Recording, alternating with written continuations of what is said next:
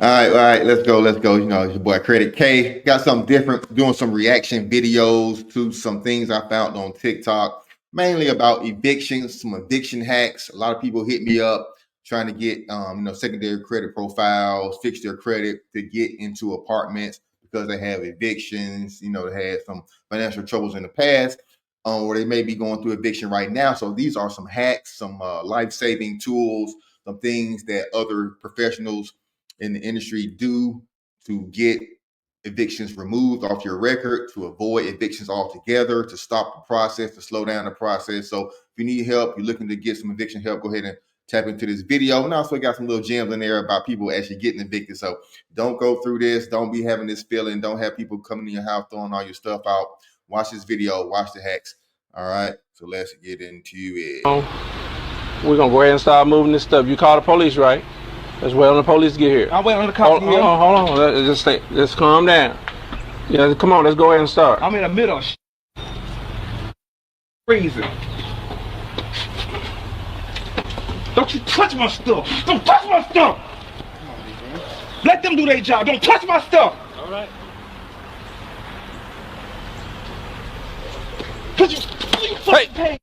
Hey. No valve. Why would you do this? Get back. Why would you do this? What do you mean? My rent's paid. Who'd you pay your rent?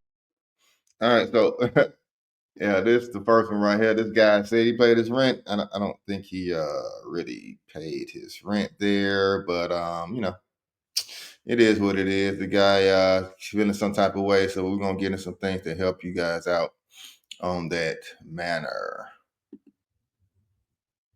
Throughout the whole United States. They help people who are behind in their rent payments and people who are behind in their mortgage payments. It's called the Homeless Prevention Program. But the homeless prevention programs throughout the United States are under a program called, wait for it and tell me, does this make any sense to you?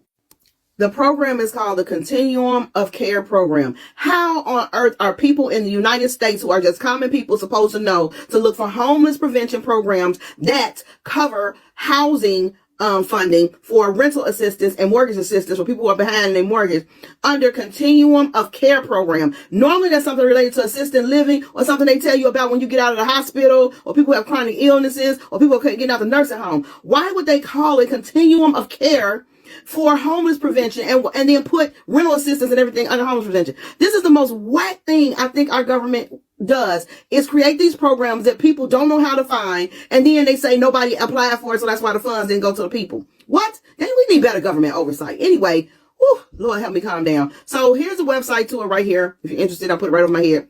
And I'll put it right here next to me so you guys can find it. I hope this helps somebody. Be blessed and covered. Bye-bye. Hey, yo, there's the one. Little gem for you. Programs. She's saying, it's not all the way official, not all the way helpful for most people, but, tap in and see what she was about. Let's get more into it. If you're trying to get approved for an apartment, stop buying fake pay stubs and just give them an offer letter.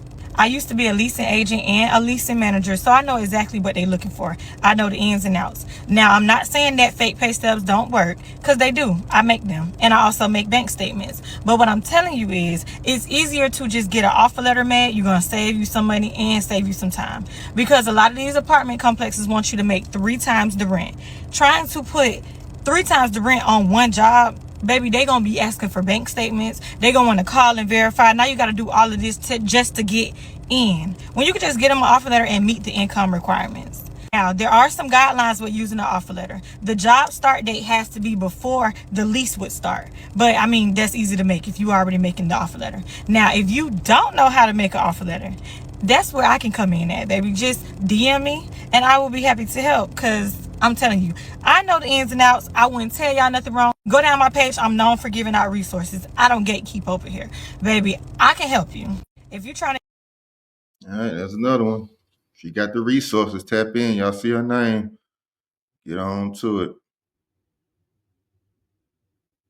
Get approved. You do not have to move out of your apartment when you receive an eviction notice.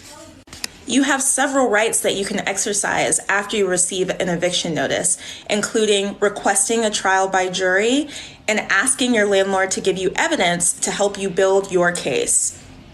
You should not move out of your apartment until you have something that's called a writ of execution.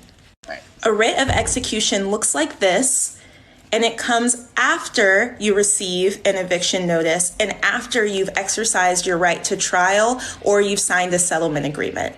If you do not have this document that says execution at the top and is signed by a clerk or a judge at the bottom, you do not have to move out of your apartment. To learn more about your rights, you should contact City Life Vita Urbana, the Harvard Legal Aid Bureau, Greater Boston Legal Services, or Springfield No One Leaves. You do not have to move out of... I'm about to give y'all some free game, man. So look, if y'all ever been into a conviction or eviction and trying to get approved for an apartment, this is what you do. So when applying for things like an apartment, you gotta freeze a secondary bureau called LexisNexis. It's right here. And you probably asking, why do I gotta freeze LexisNexis? Because LexisNexis holds your secondary data, right, that the creditors and lenders check to see if you still got convictions or evictions. Free game. Hold up though, I'm not done yet. Don't you think you could start a business with this during the recession that's about to hit? You could be the guy around town that helps anybody get approved for an apartment. I'm about to give y'all some... What is the one thing that you... All right, so your boy, Hood Rich Credit just dropped the great gem. Remove your information out of those secondary bureaus. Helps fight eviction, man. Here's an attorney. He's telling you what to do when you actually have to show up to court. You should never ever do in court if you can avoid doing it, if at all possible. Hi, my name is Rob Wells. I'm the Landlord Warrior on TikTok and YouTube. Please feel free to like, share, and subscribe to our videos. Now, I was in court the other day. We had to go do a court trial. It was in the afternoon. I think it was like 1:30, something along those lines there. And, I get to court. I typically get there about 30 minutes early, read the file, get everything prepared. I tell my clients to also get there at the same time too. Well, 1:30 comes along, judge gets on the bench on time, and there's like 2 cases there.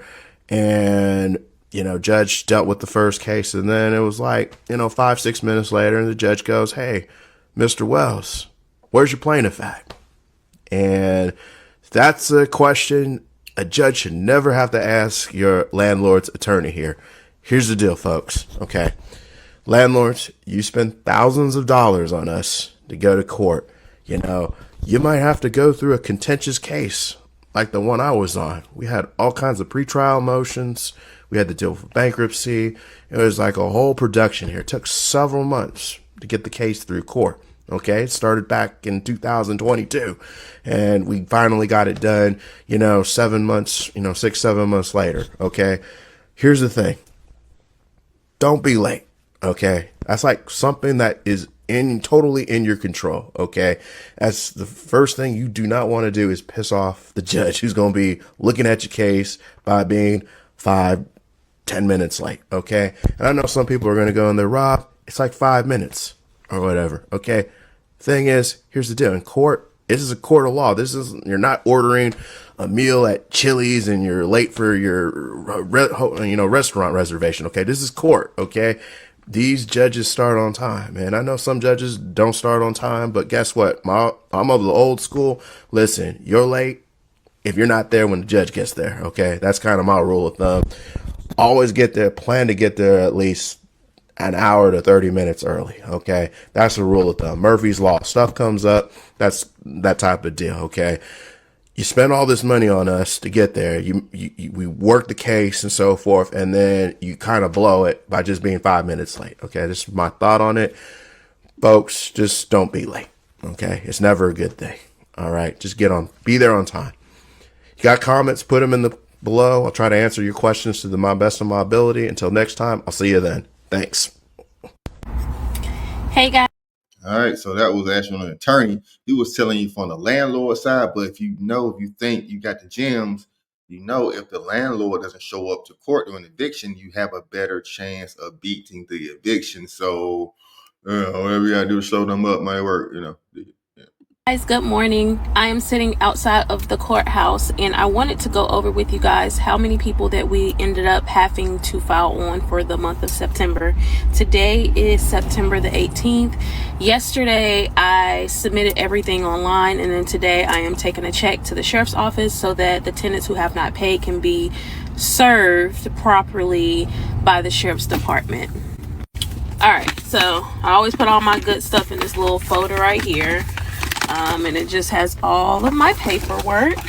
So I always get this done ahead of time because I'm not trying to go to the office the morning of and figure out, okay, I need this, I need this, I need that. So I always do it ahead of time. So I did this yesterday. I filed yesterday. It was accepted yesterday. So today I'm just basically just bringing them a check. So as of today, September the 18th, we are filing on 1,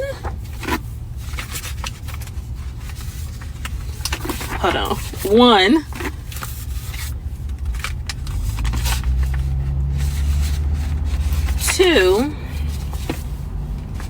3, and 4.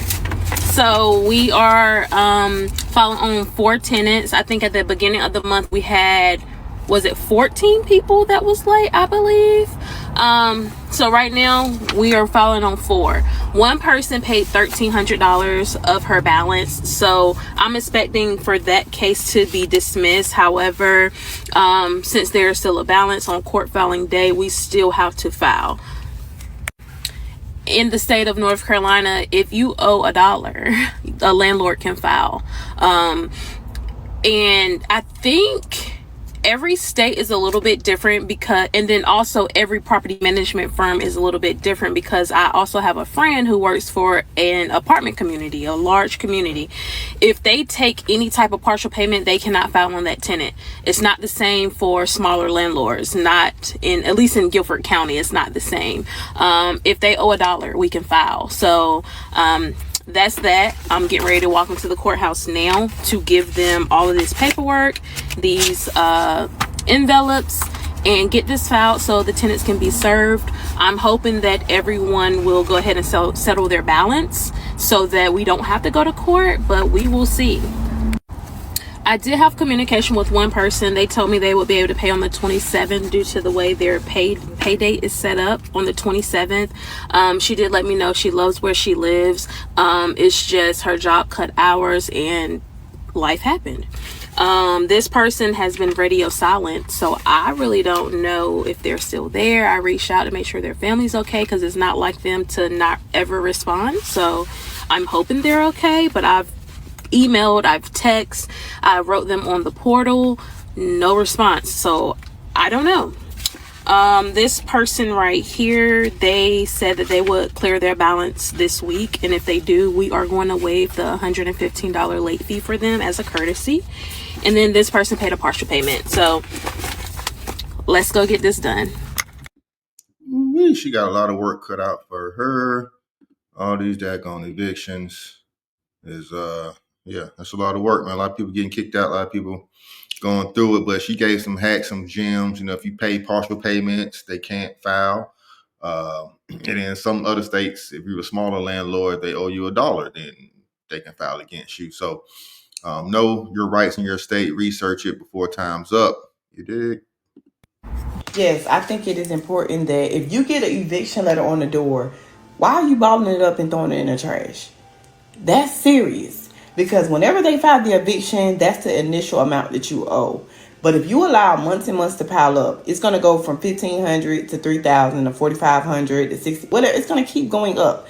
Because one thing about it, if you're still living there, they're going to keep charging you. So it's important that you get up, take your ass down to your local courthouse, and ask them, what can I do? Do you guys have resources here? Do you have any assistance here? Because you do understand that a lot of courthouses, they have rental assistance at the courthouse. Some places have people set up in the courthouse to try to help you save your living situation.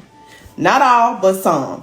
So what I'm telling you is take that letter, go answer to the court's call. Some of them are doing Zoom, some are doing in person, but call and follow up. It may buy you more time, 30 days, 10 days. I'm not sure, or they may give you the resource. Yes. There's another one. The resources, go down to the courthouse. See what they got for your local county and state. I think it is important. Yeah, stop calling these apartments up and stop going to these apartments asking them, do they take second chance? I know you need a second chance apartment because maybe you got some credit issues or you had an eviction or you got a broken lease. But guess what? Anytime you call an apartment complex and you ask them, do they take second chance? 9 times out of 10, they're going to tell you no. Why do they tell you no, even though they probably do? accept second chance? They're going to tell you no, because simply using the term second chance, it indicates that you're coming in to be a problem, or you possibly could be a problem. They're probably going to have to chase you down for rent. You're probably going to be late a few times. It just indicates a problem for them. So 9 times out of 10, baby, they're going to tell you no. Instead of asking for second chance when you call these properties, go ahead and ask them what is their rental criteria. And when they give you that, it's going to include the income. They're going to tell you that if you have a broken lease or an eviction, it's going to tell you the time span or that window that those items have to be within. For instance, they may say, yes, we're looking for 3 times the rent. We're looking for someone, if you have an eviction or a broken lease, it needs to be at least 3 to 4 years old, things like that. So what are we going to do? We're going to stop calling these apartments, asking them, do they take second chance? Because why? They're going to tell you no. All right, no second chance apartments. Don't, at least don't say ask them, or if you do, call from a different number, ask, and then go and apply like it's not you. Yeah, stop calling these apartments That's up and great. stop going to these apartments.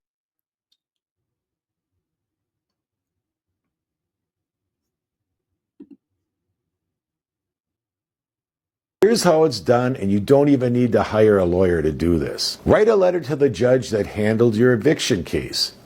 You would send it to the clerk of court for the county where your eviction case was filed. You can find that on the original summons and complaint. But don't wait too long. In the letter, make sure you indicate the case number so the clerk can deliver the letter to the correct judge. State that you were recently evicted. If you moved out voluntarily after the judgment, mention that as well in your letter. Ask the judge if he or she would consider expunging, sealing, or redacting the record, then state your reason for asking. State in your letter that the eviction is causing you harm because it's affecting your ability to obtain housing in the future. Also state that the record is public and that you believe that it's going to affect your ability to obtain public housing or your certification for public housing if that's the case in your situation. Make sure you sign the letter. Also make sure that you print your name, address, and phone number in the letter so that the court can contact you if there's going to be a hearing. Gems. Here's how it's done, and you don't even need to hire a lawyer to do this. Write a letter to the judge that handled your... Me and my kids are getting evicted out of our apartment. Let me tell y'all why while I clean up their room. If you've been following me for a while, then you know this is the apartment that we moved in back in 2022 when I moved to Georgia with only $20 in a food stamp card. Since moving into this apartment, the management has changed 3 times and I have renewed my lease twice. First time I renewed my lease was back in October of 2023. At that time, I was really fed up with living in Georgia, but I didn't plan accordingly, so I renewed my lease for only 6 months while I figure out a plan. With going from a 12-month lease to a 6-month lease, my rent went from $12.50 a month to $14.65, which was okay with me. I was completely fine with that. I just felt like they gave me an additional 6 months to figure out a plan. Okay, fast forward to April 2024. My 6-month lease was coming to an end. I had just went through a breakup, so I really wasn't pressed about moving no more. I went to the office and spoke to them about renewing my lease yet once again, but this time I wanted to go back to a full year. Y'all, why these people told me that my rate would remain at $14.65 even if I renewed for a year? So something didn't seem right to me, only because the reason they told me I was paying the extra money each month was because I was on a short-term lease. I'm sorry, y'all. I'm running out of time, but y'all gonna have to come back for part 2. No, we're not going to come back for part 2. We're going to end it right here. So that's the series. That's what it is. That are some gems. So get out of eviction, and some people actually going through eviction. So don't feel bad. You're not the only one out here. But boss up, get your credit right. Hit me up if you need credit consultations. If you need anything like that of the sort, if you need secondary credit profiles, trade lines, I got all that. Hit me up, and you can book a consultation at creditkay.com. Hit me up, IG, TikTok, and YouTube. Peace.